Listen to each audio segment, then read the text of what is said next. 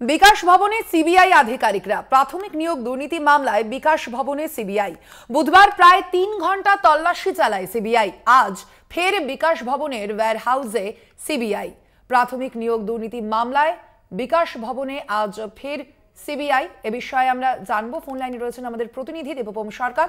দেবপম, কি জানা যাচ্ছে সিবিআই সূত্রে এখনো পর্যন্ত এই তল্লাশি অভিযান সম্পর্কে?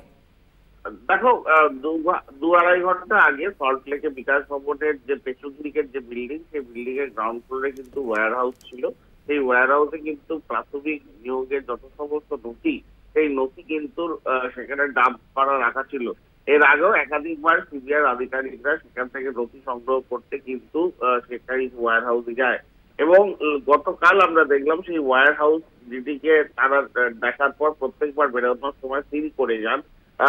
গতকাল প্রায় 4 ঘন্টা ধরে সিবিআই আধিকারিকরা, যেখানে 6 থেকে 7 জন আধিকারিকরা ছিলেন, তারা আসেন এবং তারা কিছু নির্দিষ্ট ডকুমেন্টস খোঁজার চেষ্টা করেন এবং বেশ কিছু বই তারা খতিয়ে দেখেন, বই বা কাগজ তারা খতিয়ে দেখেন। এবং আজকেও আমরা দেখলাম ঘন্টা আড়াই আগে তারা 4-5 জনের অফিসার তারা কিন্তু সেই ওয়্যার হাউসে আবারও সিঁড়ি ভেঙে তারা ঢোকেন এবং বেশ কিছু নথি তারা সংগ্রহ করেছেন, এমনটাই জানা যাচ্ছে। এবং পাশাপাশি এই খবর পাওয়ার পর বিধাননগর নর্থ থানার পুলিশ, বিকাশ ভবন যে থানার অন্তর্গত, সেই থানার পুলিশও আসে যে কেন সিবিআই আধিকারিকরা এসে সেটা জানার জন্য।